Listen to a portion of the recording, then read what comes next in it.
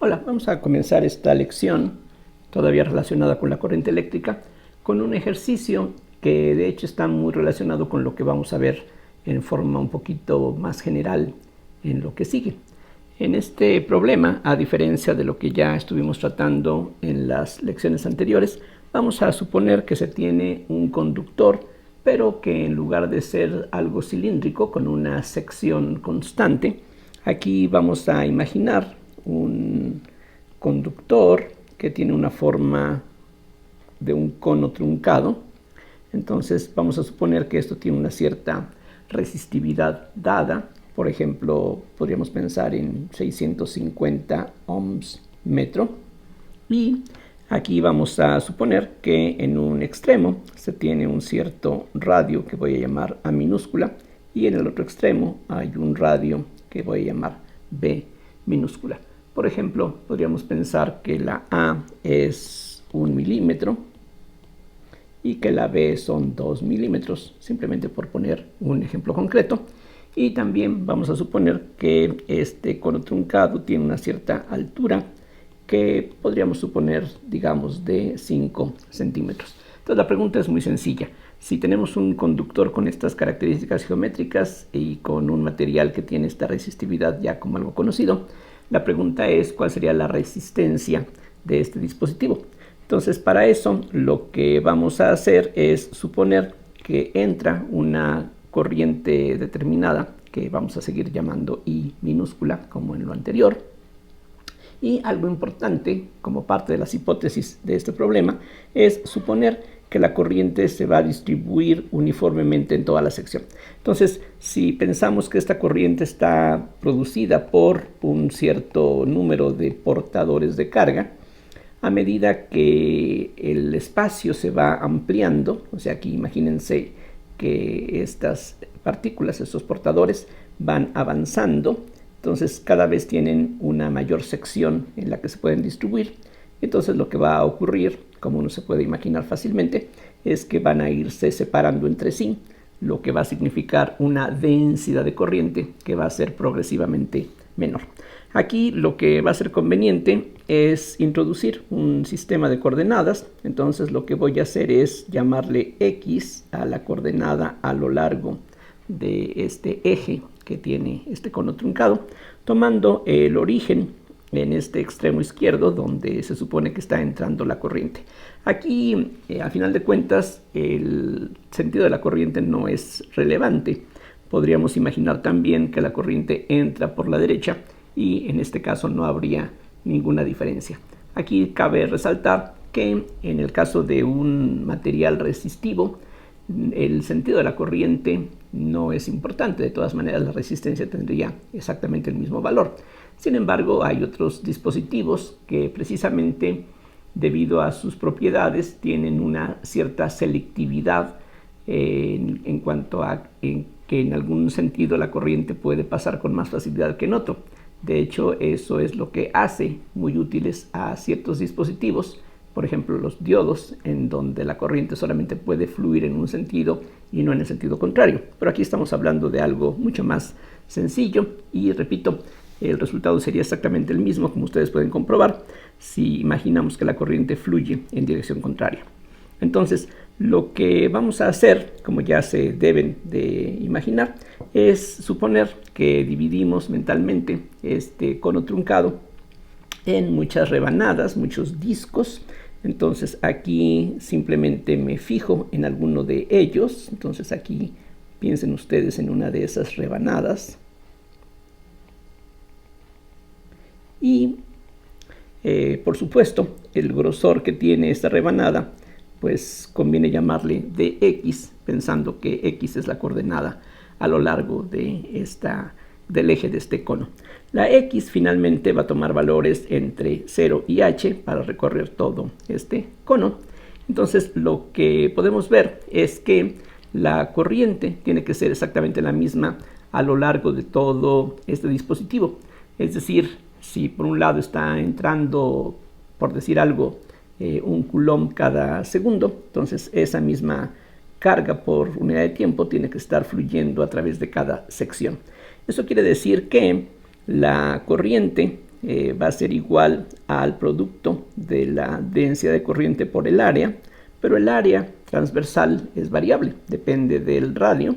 Entonces aquí si le llamo R al radio de este disco, entonces esto sería igual a J, que va a depender de X. Vean ustedes que a medida que vamos avanzando de izquierda a derecha, como dije antes, la corriente se va a ir distribuyendo en una extensión mayor, en un área más grande. Entonces eso nos indica que la densidad de corriente va a ir disminuyendo, pero lo importante aquí es que es función de X. Aquí recuerden, este paréntesis que estoy empleando no significa multiplicación, sino simplemente significa que J es función de esta variable X. Entonces eso tengo que multiplicarlo por el área, y el área para un disco circular pues es pi por r al cuadrado.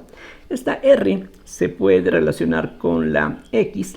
De hecho, si suponemos que los lados de este cono truncado son rectos, es decir, es un cono en el sentido elemental de este término, entonces la r se puede poner en función de X. Ven ustedes que cuando la X vale 0, la R sería A minúscula, y cuando la X vale H, la R sería B minúscula. Entonces esta R la podemos escribir así, como A más B menos A sobre H por X. Aquí si imaginamos un eje en esta dirección, que sería el eje R, que sería algo equivalente al eje Y que normalmente utilizamos, entonces la ecuación para esta línea sería la ecuación de una recta que tiene una ordenada al origen, que es A, que es este término. Esta línea tiene una cierta pendiente, y esa pendiente sería la diferencia de ordenadas, o sea, B menos A, sobre la diferencia de abscisas, que es H. Entonces esa sería la pendiente de esta recta. Y uno puede comprobar fácilmente que cuando la X vale 0, R es igual a, como esperamos. Y cuando la X es H, aquí la X y la H se cancelan, la A y menos A se cancela, y queda que la R es igual a B, como efectivamente aquí queremos. Entonces la densidad de corriente pues se puede despejar de aquí. Sería la corriente, que tiene que ser la misma en todos los cortes. Aquí estaríamos implícitamente partiendo de la idea de que la carga eléctrica se conserva. Toda la carga que está entrando por un extremo no se va a estar aquí acumulando, sino que tiene que ir fluyendo, y tampoco va a desaparecer. Entonces la corriente va a ser la misma en todos los puntos. O sea, imagínense ustedes, como decía antes, como si fuera esto una tubería por donde fluye el agua. Si por este lado está entrando 1 litro cada minuto, pues aquí también va a estar saliendo del otro extremo 1 litro cada minuto, una vez que este tubo ya está lleno de agua. Pues cualquier cantidad extra que entre por un lado es la misma que va a estar saliendo por el lado contrario. Bien, entonces la J se puede calcular como I sobre A, y la A es pi por R cuadrada. La R es función de X, así es de que J es función de X por esa razón. Bien, entonces, ¿qué es lo que sigue? Bueno, si yo quiero determinar cuál es la resistencia de este cono truncado, para eso lo que voy a necesitar es determinar el valor de la R, que correspondería a lo que la ley de Ohm nos da. Aquí vean que desde el momento en que estamos hablando de una cierta resistividad, estamos suponiendo que el material que constituye a este cono truncado es lo que se llama un material óhmico, es decir, un material en donde la ley de Ohm es válida. Entonces, recordando que la ley de Ohm se puede expresar de esta manera, como B igual a I por R, tenemos pues que la R se puede determinar como B sobre I. La I, aquí estamos pensando que es una cantidad conocida, es la corriente que estamos inyectando de alguna manera, y lo único que faltaría por determinar sería la B, que es la diferencia de potencial entre los extremos. Pero esa diferencia de potencial sería la suma de diferencias a lo largo de cada uno de estos discos que aquí tenemos. Entonces lo que necesito es simplemente calcular qué tanta diferencia de potencial hay entre un extremo y otro, entre una cara y otra de este disco, y simplemente sumar esas diferencias de potencial para obtener la diferencia total entre un extremo y otro. Entonces aquí pues la idea ya debe de ser familiar para todos ustedes. Entonces tendríamos 1 sobre i, y esta b sería una suma de diferencias de potencial, y la diferencia de potencial que hay en cada una de estas rebanadas se puede determinar fácilmente de la siguiente manera. Ya vimos antes que para un conductor que tenga una forma cilíndrica, ya sabemos que la resistencia, esto lo vimos en las lecciones anteriores, la resistencia se puede escribir como la resistividad del material por la longitud entre el área transversal. Aquí estoy regresando a la misma notación que ya empleamos antes. L es la longitud de este trozo, A es el área transversal de este conductor. Entonces esta es la resistencia de este trozo, y por lo tanto, otra vez regresando a la ley de Ohm, esta R sería igual a B sobre I, o sea que la diferencia de potencial entre los extremos de este trozo de conductor, pues de aquí se puede obtener, sería ρ por Li sobre A. Es lo que se obtiene de esta relación. Aquí, de hecho, esta fórmula se podría obtener nuevamente, tal como hicimos con esta expresión, a partir de la expresión que nos dice que la densidad de corriente es igual a la conductividad por el campo eléctrico. Pero aquí, para simplemente aprovechar algunas de las fórmulas importantes que ya establecimos anteriormente, simplemente nos concentramos en estas expresiones, que son cosas bastante simples y elementales. Entonces, a partir de aquí podemos calcular qué tanta diferencia de potencial hay entre las caras, decía, de una de estas rebanadas. Entonces, esa diferencia de potencial sería la resistividad del material, que es ρ. Se supone que todo el material es homogéneo, tiene la misma resistividad en todos los lados. Por la L, la es la longitud. Por esa longitud, en este caso, vendría sustituida por el grosor Tx, por la corriente I, que es la misma en todos los cortes que estamos haciendo. Esa no depende de X. De hecho, esa I, como ustedes pueden ver, se va a cancelar con la I que aparece en el denominador afuera del integral. Y esto hay que dividirlo entre el área, pero el área es pi por r cuadrado. Entonces, esto es lo que tendríamos. Y entonces, repito, la resistencia de todo este dispositivo sería la diferencia de potencial que hay entre los extremos, entre la corriente. Eso simplemente aplicando la ley de Ohm escrita de esta manera. Y la corriente aquí se deja indicada. Esta B es la diferencia de potencial entre los extremos, insisto, entre los extremos, porque lo que yo quiero calcular es la resistencia entre los extremos. Por eso es que necesito conocer la diferencia de potencial que hay entre los extremos. Por esa diferencia de potencial es la suma de las diferencias que hay a través de cada una de esas rebanadas. Y para cada una de ellas estoy utilizando la relación que vimos anteriormente. Esta relación la habíamos obtenido pensando en un cilindro que tuviese una sección constante. Aquí precisamente la idea es que si esta rebanada es suficientemente delgada, y esa es la idea, entonces se puede tratar prácticamente como si fuera un cilindro bastante delgado. Entonces esta relación sería aplicable. Entonces esto es lo que estamos utilizando aquí.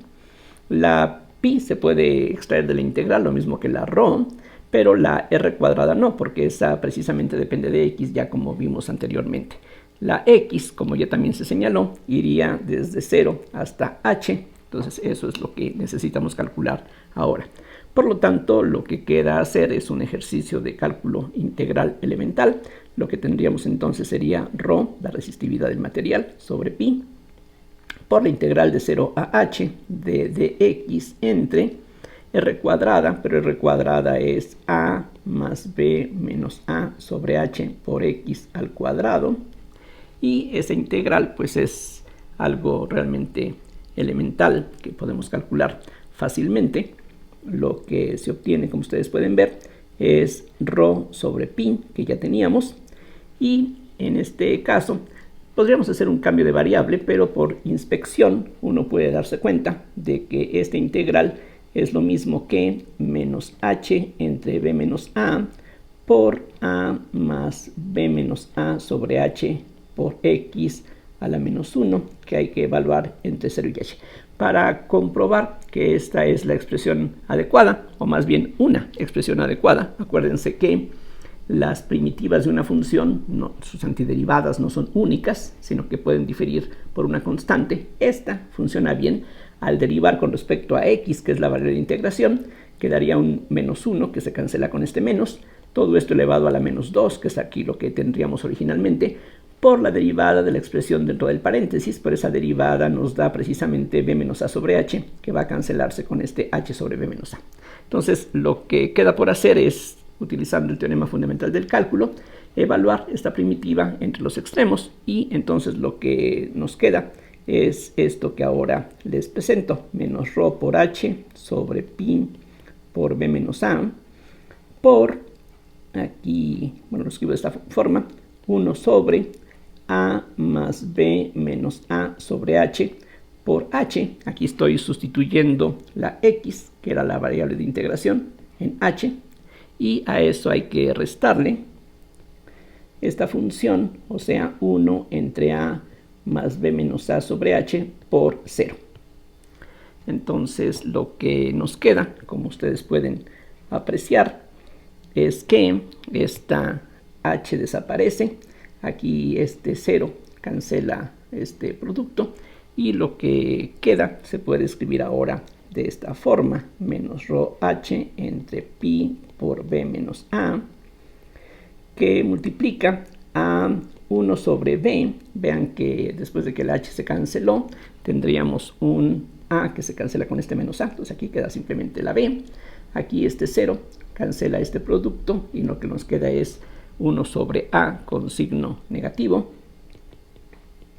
Y esto se puede escribir de esta otra forma, como menos ρh sobre pi por b menos a por el producto a por b.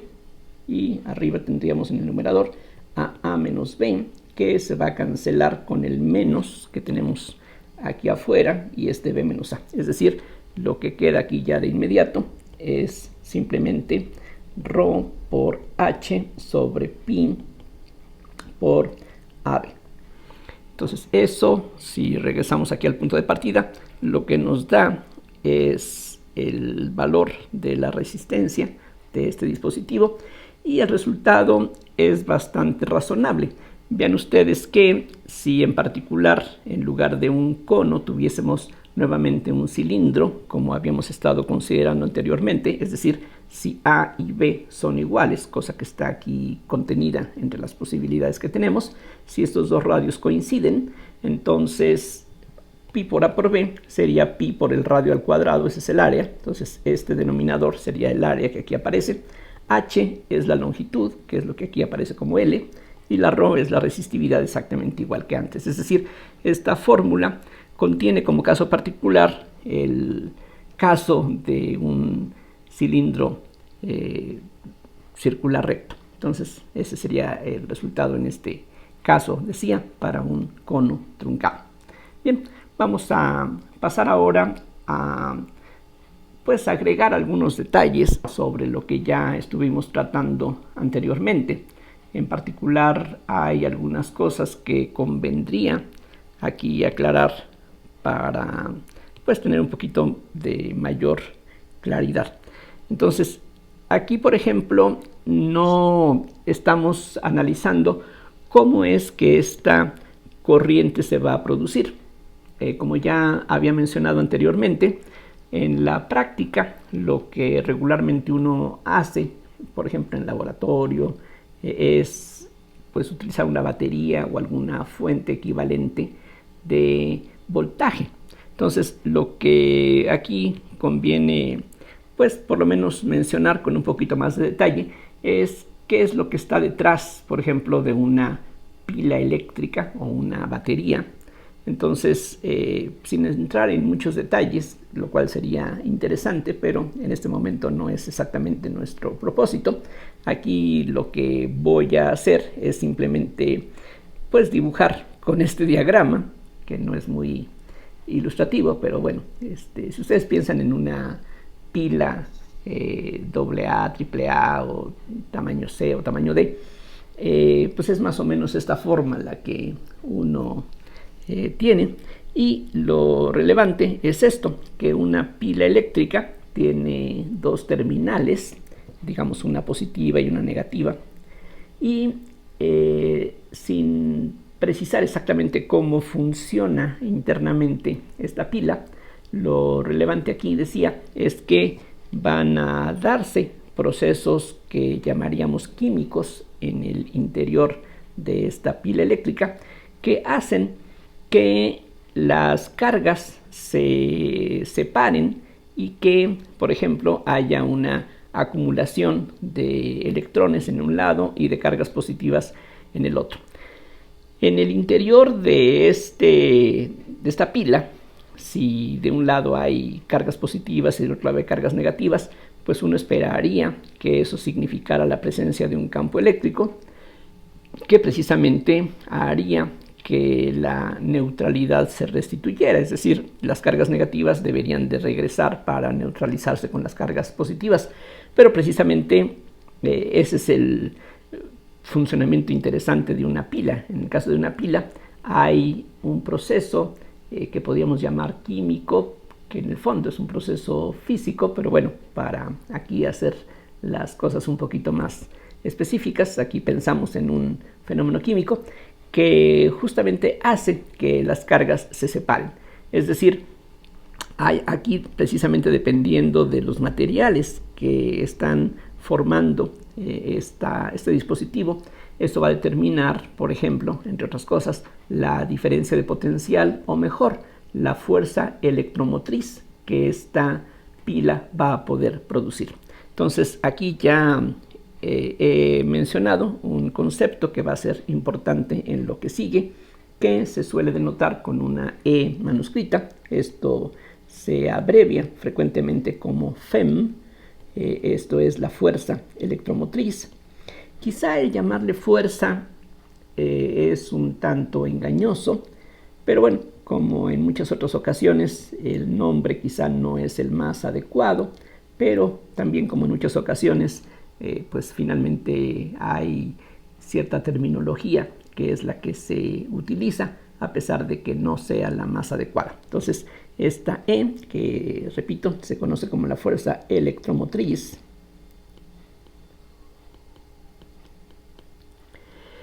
es algo análogo al concepto de diferencia de potencial que habíamos estado utilizando anteriormente. Si ustedes revisan el concepto de diferencia de potencial que habíamos visto ya hace algunas lecciones, habíamos dicho que la diferencia de potencial entre dos puntos corresponde al trabajo hecho por unidad de carga para ir de un punto a otro. Aquí justamente tenemos algo similar, es decir, esta fuerza electromotriz se puede definir como el trabajo hecho por unidad de carga para ir de un lado a otro. Es decir, una pila va a ser finalmente un dispositivo que va a liberar energía. De hecho, aquí justamente la energía química que estaría almacenada en los materiales que forman la pila eléctrica, esa energía va justamente a traducirse en una energía eléctrica que se va a, digamos, relacionar con esta fuerza electromotriz de esta manera. Cada que cierta carga pase de un lado para otro, entonces la pila eléctrica va a estar realizando una cierta cantidad de trabajo y esa cantidad de trabajo va a estar dada precisamente por esta relación. Entonces, vean que si pasamos este dq al lado izquierdo, tratando la derivada como si fuera un cociente de diferenciales, lo que esto nos dice es algo similar a la definición de diferencia de potencial que habíamos visto anteriormente. Es decir, aquí esta pila va a poder realizar trabajo justamente bombeando la carga que va a poder entonces fluir a través de algún circuito. Es decir, vamos a poder tener cosas como esta. Una pila eléctrica o una batería se representa diagramáticamente por algo como esto. Son dos líneas paralelas entre sí, una más corta que la otra. Aquí la convención es que la línea más larga es la terminal positiva. Se parece un poquito, si recordamos, al símbolo que utilizamos para representar un capacitor, excepto que en el caso de un capacitor se tienen dos líneas paralelas de la misma longitud. Aquí en el caso de una pila eléctrica se utilizan dos líneas rectas paralelas, pero una más larga que la otra. La más larga es la positiva, la más pequeña es la negativa. Y por ejemplo, un circuito muy sencillo sería una cosa como esta, en donde la pila está conectada a una resistencia o un resistor. Aquí lo usual es suponer que los conductores que conectan a la pila con el resistor tienen una resistencia insignificante. Ya pues habíamos estado viendo en las lecciones anteriores que los conductores, por ejemplo en el caso del cobre, de la plata, que son materiales que son buenos conductores, pues sí, aunque sean buenos, tienen una cierta resistividad. Eso quiere decir que estos conductores que llevan la corriente eléctrica de la batería o de la pila a este resistor, estos cables, estos alambres van a tener alguna resistencia, pero la idea es que esa resistencia es insignificante en comparación con la que tenemos en este otro extremo. Digamos, es algo parecido, por ejemplo, a lo que hacemos en mecánica cuando estudiamos el movimiento de un péndulo. Si imaginamos una masa que cuelga de un hilo de un punto fijo, pues ahí lo usual es suponer que la masa de este cuerpo que está aquí colgando es muchísimo mayor que la masa del hilo, que entonces se puede simplemente ignorar. Entonces aquí es común, como en la mecánica decía, pues hacer este tipo de idealizaciones, aproximaciones que resultan convenientes. En la mayoría de los casos son una buena aproximación, y en aquellos casos en los que no funciona así, pues entonces ya uno tiene que adecuar el análisis para esa situación específica. Entonces, este sería un ejemplo muy sencillo en donde tenemos aquí una pila que va a producir una cierta fuerza electromotriz que se va a medir nuevamente en voltios o en volts, como gusten. O sea, vean ustedes que las unidades de esta fuerza electromotriz son joules sobre coulomb, si estamos empleando como hasta ahora el Sistema Internacional de Unidades, y eso es precisamente lo que ya habíamos definido previamente como voltios o volts. Entonces aquí tenemos una pila que produce esta fuerza electromotriz, y esa fuerza electromotriz va a ser capaz de hacer que fluya una corriente en este circuito, y justamente la ley de Ohm en este caso se expresaría así, que la fuerza electromotriz que produce esta pila va a ser igual al producto de I por R. Es decir, tenemos exactamente la misma expresión que ya habíamos visto aquí recientemente. Vean ustedes más arriba, aquí esta expresión es exactamente la misma. Aquí simplemente estamos, digamos, reconociendo o distinguiendo cuál es el origen de este voltaje o de esta especie de diferencia de potencial que en un circuito de esta clase es el que tendríamos presente. Entonces, con esta idea podemos analizar circuitos un poquito más complicados, parecidos a los que habíamos visto anteriormente cuando hablábamos de las conexiones en paralelo y en serie de capacitores. Vamos a ver que el análisis es bastante sencillo y los resultados tienen también cierto parecido con las fórmulas que habíamos hallado en el caso de la conexión entre capacitores. Entonces vamos a hablar acerca de qué es lo que ocurre cuando tenemos conexiones en serie o en paralelo de resistencias. Entonces la idea es similar a lo que ya veíamos antes cuando hablábamos acerca de capacitores, decía. Entonces piensen ustedes en el primer caso de una conexión en serie, que tenemos una resistencia que, como dije antes, se representa diagramáticamente con una línea quebrada de esta forma, algo más regular. Aquí no precisamente a propósito, quedó un poquito más angosta en esta parte, pero bueno, la idea es que es algo perfectamente regular. La longitud, el número de quiebres que aquí ponemos no es relevante. Aquí es algo pues bastante arbitrario, digamos, quizá en promedio unas 4 o 5 puntas en cada lado sería lo que se emplea tradicionalmente, pero eso no tiene ningún significado importante. Entonces tenemos ahí una resistencia que voy a llamar R1, que está conectada con otra resistencia que voy a llamar R2. Entonces en este caso, al estar conectadas así, otra vez mediante conductores que tienen una resistencia despreciable, estos dos dispositivos ya juntos van a formar una sola resistencia o un solo resistor. Entonces la pregunta es, si tratamos todo esto como un solo objeto, ¿cuál sería la resistencia equivalente de ese dispositivo?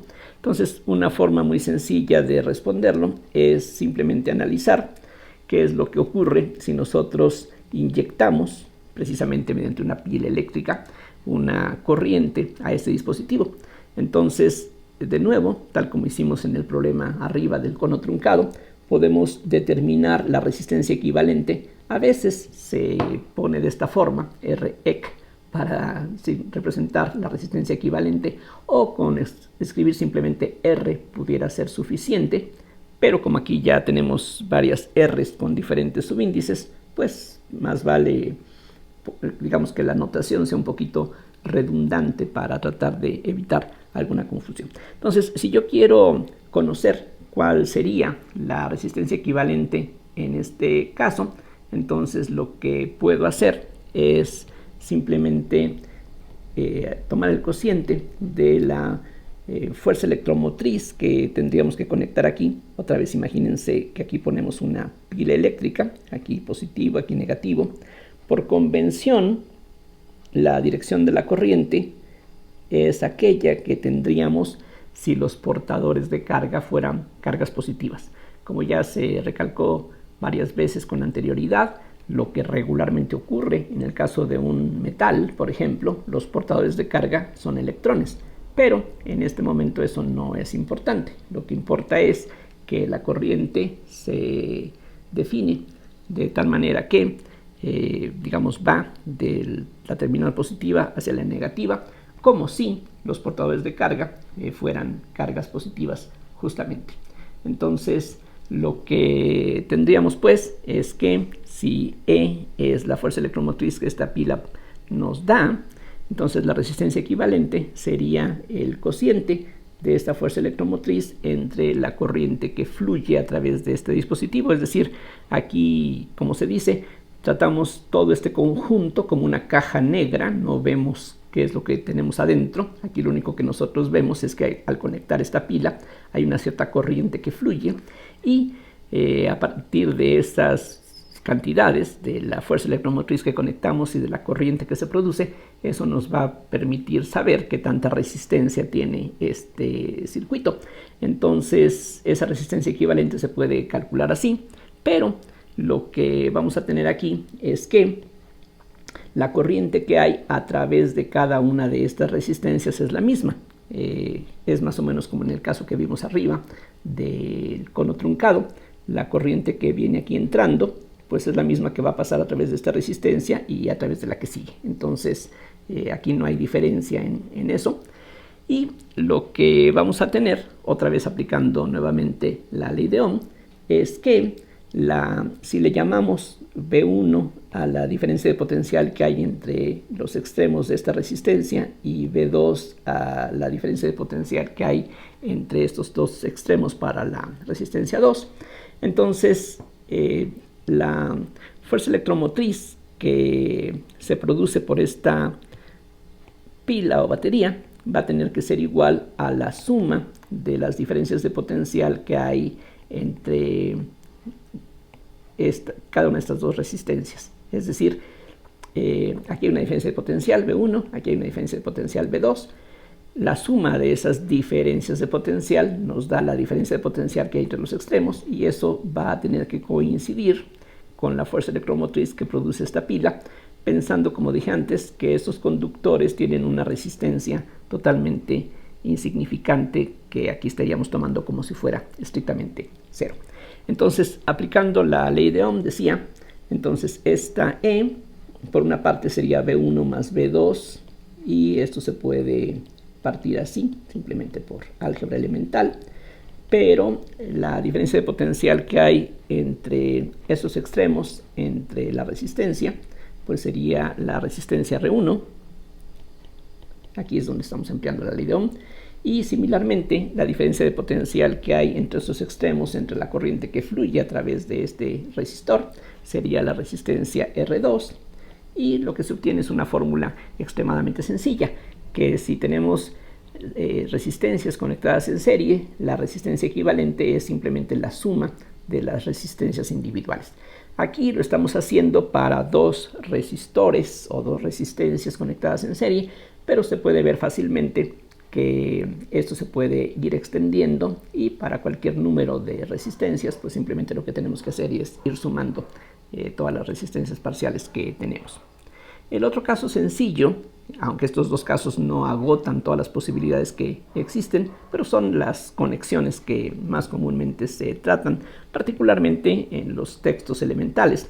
La otra conexión, decía, es la conexión en paralelo, que se define en forma similar a lo que vimos anteriormente cuando hablábamos de capacitores. Aquí vamos a imaginar una resistencia R1 que está conectada con otra resistencia R2 de esta manera. Noten la diferencia. En el caso de la resistencia en serie, solamente hay un punto en común conectándose a las dos resistencias R1 y R2.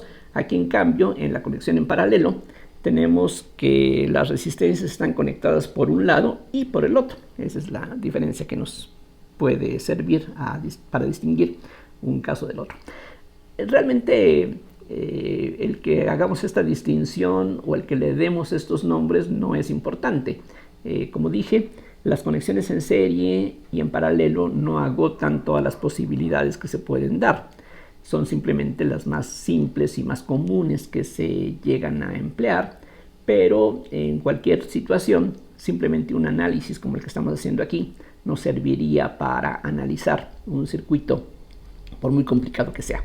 Entonces, aquí la idea es que de este lado vamos a tener una terminal, de este lado tendríamos otra, y de nuevo lo que podemos imaginar, por ejemplo, es que este circuito, estas dos resistencias que ahora están conectadas en paralelo, se conecta a una pila que va a hacer que la corriente fluya, y otra vez podemos imaginar que esta conexión entre resistencias está metida en una caja cuyo interior no podemos nosotros ver, y lo único que nosotros queremos saber es cuál sería la resistencia equivalente de este circuito, y nuevamente eso se puede determinar como hicimos anteriormente, es decir, básicamente aplicando la ley de Ohm en esta forma. Entonces aquí la novedad es que mientras que en el caso de la conexión en serie la diferencia de potencial entre los extremos es la suma de diferencias de potencial, aquí no, aquí la diferencia de potencial que hay entre los extremos de la resistencia R1 es la misma diferencia de potencial que hay entre los extremos de la resistencia R2. Es decir,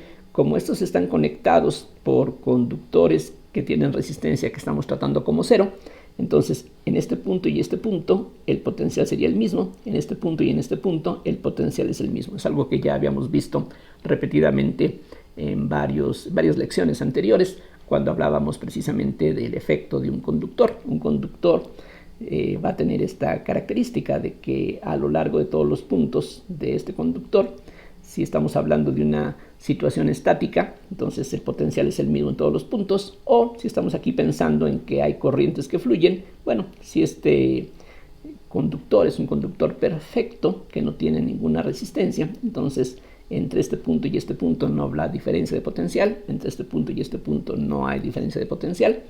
Entonces es la misma diferencia de potencial que hay aquí entre estos dos, y por lo tanto también en lo que la pila o batería nos da.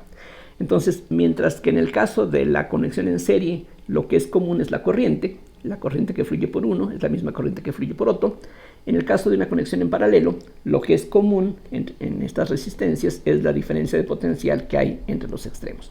Entonces, aquí en cambio, lo que va a ocurrir es que la corriente que esta pila está proporcionando va a bifurcarse. Entonces vamos a tener una cierta corriente que voy a llamar I1, que sale de esta conexión en una dirección, y otra corriente I2, y el hecho de que la carga se conserve significa que la corriente que entra a esta combinación tiene que ser la suma de las corrientes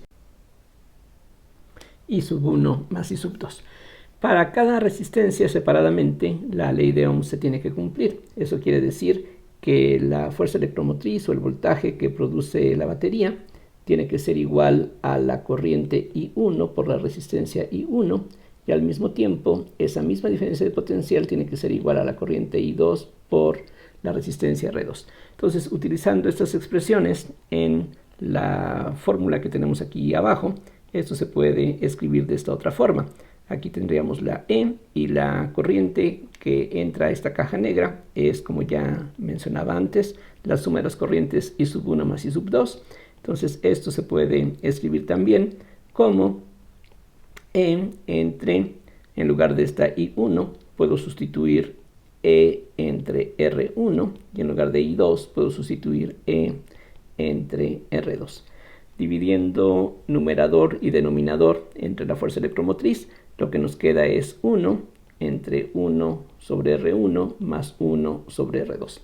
Aquí naturalmente uno podría simplificar esta fracción compuesta, pero en ocasiones conviene dejar el resultado escrito de esta otra forma, en el sentido de que el inverso de la resistencia equivalente para una conexión en paralelo es igual a la suma de los inversos de las resistencias que están conectadas de esta forma.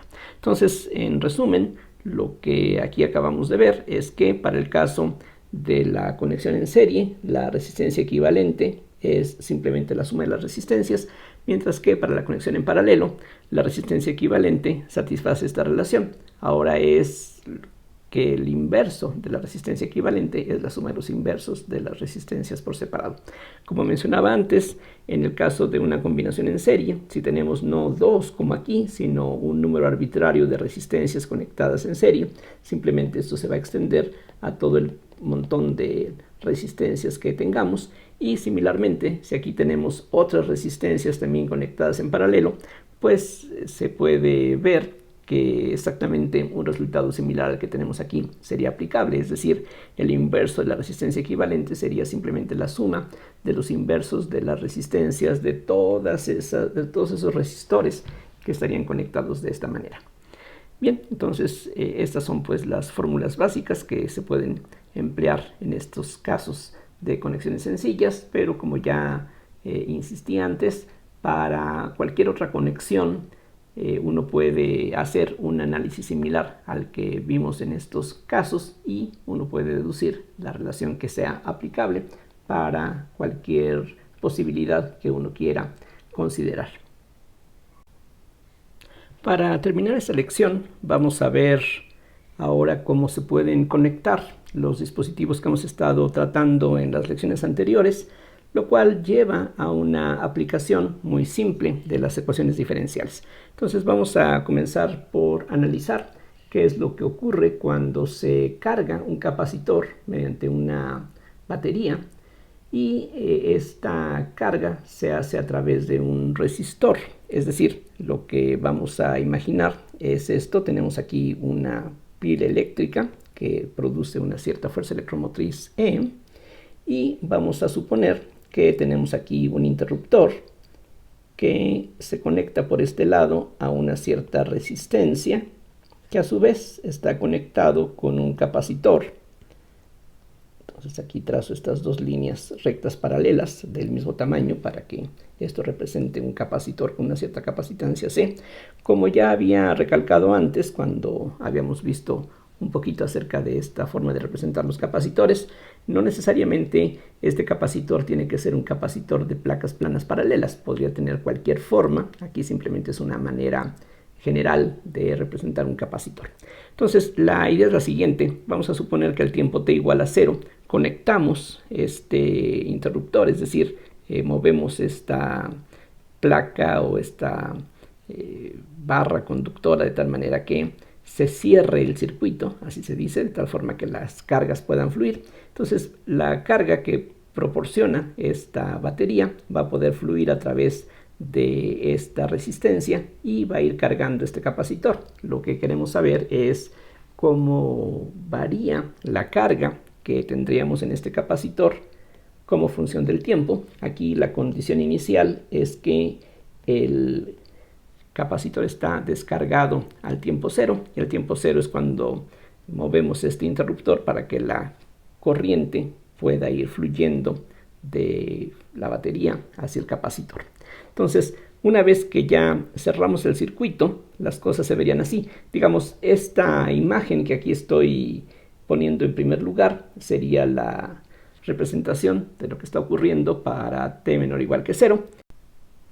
Y como decía, al tiempo cero, lo que hacemos es permitir que la corriente fluya a través del circuito. Entonces el interruptor ya se cerró.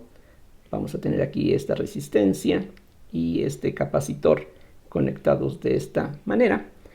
Y lo que tiene que ocurrir es que la fuerza electromotriz o la diferencia de potencial que esta pila produce va a tener que ser igual a la suma de la diferencia de potencial que hay a través de los extremos de esta resistencia. Noten ustedes que esto que aquí estamos tratando es muy similar a lo que acabamos de ver hace unos minutos. En el caso que habíamos tratado antes, teníamos dos resistencias primero conectadas en serie. Bueno, aquí lo que está conectado en serie es esta resistencia con este capacitor, pero el análisis sigue siendo básicamente el mismo, es decir, entre estos dos extremos hay una cierta diferencia de potencial. Esa diferencia de potencial se puede calcular de acuerdo con la ley de Ohm, sería I por R, mientras que la diferencia de potencial que hay entre las armaduras del capacitor se puede determinar recordando la definición de la capacitancia. Como vimos ya hace algunas lecciones, la capacitancia se define como la carga que hay en cada armadura entre la diferencia de potencial que hay entre las armaduras. Entonces de aquí se puede despejar la diferencia de potencial, que sería Q sobre C. Entonces eso es lo que tendríamos que agregar en esta expresión. Entonces, repito, la diferencia de potencial que hay entre estos dos extremos más la diferencia de potencial que hay entre estos dos extremos nos da la diferencia de potencial que hay entre esta terminal y esta otra, y eso tiene que ser igual a la diferencia de potencial o a la fuerza electromotriz producida por esta batería. De ahí es donde sale esta ecuación. Aquí estamos suponiendo que esta fuerza electromotriz es constante, es decir, aquí estamos pensando en una batería de larga duración que va a poder mantener esta diferencia de potencial todo el tiempo. Aquí tenemos una resistencia que sería algo conocido y una cierta capacitancia que, como ya sabemos, depende de las características geométricas del dispositivo o también de qué relleno tenga este capacitor, como ya sabemos. Sí, pero en todo caso estaríamos pensando que tanto la fuerza electromotriz como la resistencia y la capacitancia que aquí aparecen son cantidades fijas y dadas. En cambio, la corriente que fluye a través del circuito y la carga que se va acumulando en las placas de este capacitor son cosas que van a tener que cambiar con el tiempo, y las dos están relacionadas. En este caso sí tiene un sentido bien definido decir que la corriente que está fluyendo es la derivada de Q con respecto a T. Precisamente la carga que sale de esta batería finalmente va a llegar a cada una de estas armaduras. Por este lado tendríamos carga positiva, por este lado carga negativa. Aunque supusiéramos que los únicos que se pueden mover son los electrones, esos electrones al ir fluyendo van a ir cargando esta placa, esta armadura negativamente, y eso entonces, como ya vimos antes, va a atraer cargas positivas a este lado, o dicho de otra manera, va a repeler electrones que entonces van a fluir en esta dirección. Entonces, sea como sea, el resultado neto es que las placas de este capacitor se van a cargar y la carga que le corresponde va a estar asociada con la corriente de acuerdo con esta relación. Aquí al inicio decía, el capacitor está descargado, así es que cualquier carga que tengamos se debe simplemente a la corriente que ha estado fluyendo. De esa forma llegamos a una ecuación diferencial lineal de primer orden. Vean ustedes que lo que se tiene en este caso es que R, la resistencia, por d cuenta de t, que sustituye a la corriente, más Q sobre C sería igual a E, y esto pues tiene la forma estándar de una ecuación lineal con coeficientes constantes que pues es bastante fácil de resolver. Aquí simplemente recordando las técnicas que se emplean comúnmente, lo que conviene hacer para comenzar es dividir entre R. Entonces escribimos esta ecuación de esta manera, entonces tendríamos 1 sobre RC, que es una constante, por Q igual a E entre R. Y el truco que uno emplea para resolver una ecuación lineal como esta es pues proponer una función que haga que el lado izquierdo de la ecuación se pueda escribir como la derivada de un producto. Es decir, aquí agrego una función f que depende de t, multiplicando toda la expresión, entonces nos queda f de t sobre rc por q igual a e sobre r por esta función desconocida del tiempo. Y lo que uno busca es que el lado izquierdo de esta ecuación se puede escribir como la derivada con respecto al tiempo del producto de q por esta f que es desconocida. Entonces, de acuerdo con la regla de Leibniz, la derivada de este producto es la primera por la derivada de la segunda, más la segunda por la derivada de la primera. Y entonces, para que estas dos expresiones coincidan, como ya ustedes seguramente saben, lo que uno requiere es que la derivada de f con respecto a t sea f entre rc, que en este caso es una constante. Aquí se pueden separar variables, nos queda que df sobre f es igual a dt sobre rc, y una solución de esta ecuación nos dice que el logaritmo de f es igual a t sobre rc.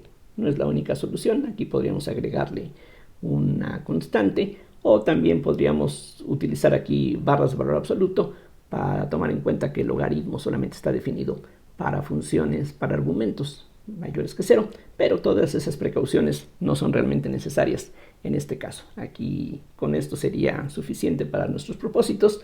Por lo tanto, esto quiere decir que la f se puede escoger como e a la t sobre rc.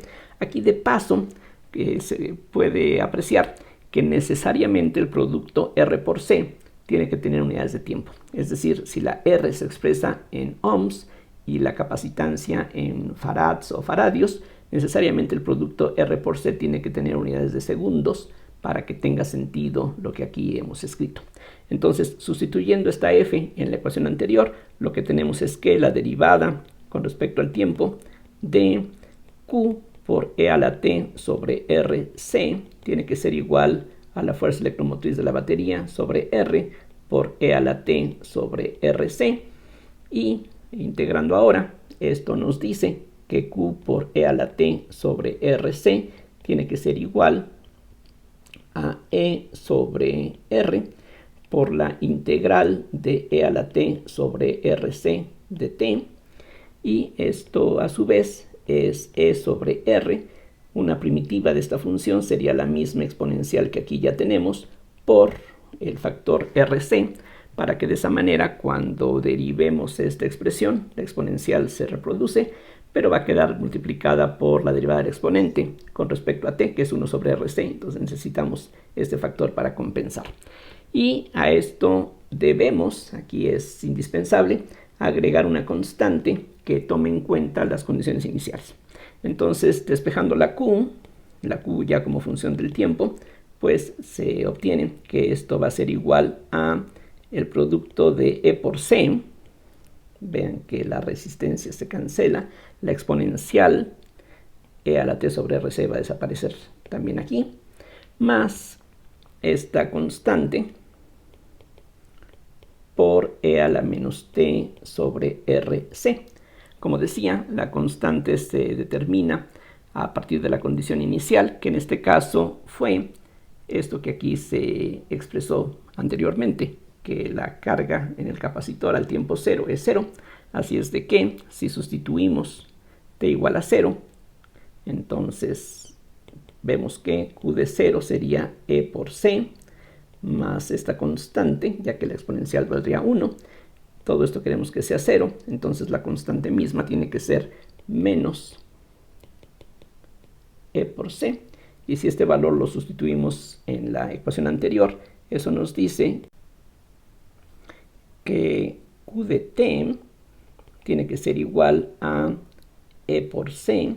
Después la constante es menos ec por e a la menos t sobre rc. Factorizando, entonces nos queda ec que multiplica a 1 menos e a la menos t sobre rc. Aquí pues resulta interesante ver gráficamente cómo se representa esta solución y concretamente lo que uno tiene es algo más o menos parecido a esto. Si en el eje horizontal ponemos el tiempo y en el eje vertical ponemos la carga que hay en el capacitor, al tiempo t igual a 0, ya dijimos, la carga vale 0, y de la expresión dada aquí arriba se ve que cuando la t tiende a infinito, la exponencial tiende a 0, así es de que nos vamos a ir acercando asintóticamente al valor e por c. Entonces más o menos la gráfica va a ser una cosa como esta, que va a irse haciendo cada vez más horizontal, digamos, y esa sería pues la expresión para la carga. La corriente también de aquí se puede determinar ahora, recordando que la corriente es la derivada de Q con respecto al tiempo. Entonces lo que vamos a tener es dQ en dt igual al mismo factor constante e por c, que multiplica a 0, la derivada de una constante 0, menos la misma exponencial e a la menos t sobre rc, por la derivada del exponente con respecto a t, que sería un menos 1 sobre rc. Entonces esto es lo mismo, aquí los signos menos desaparecen, una c desaparece, entonces queda e sobre r por e a la menos t sobre rc. Entonces para el caso de la corriente, la gráfica que tendríamos como función del tiempo es simplemente una exponencial decreciente que va a tener más o menos esta apariencia. Aquí esto va a ir tendiendo a 0 gradualmente, comenzando con un valor que es E entre R. Entonces, regresando ya para terminar al diagrama que teníamos antes, lo que va a ocurrir, bueno, mejor, aquí lo repito, tenemos la pila eléctrica, esta resistencia, este capacitor conectados en serie. Entonces, al tiempo t igual a 0, cerramos el interruptor para que la corriente comience a fluir.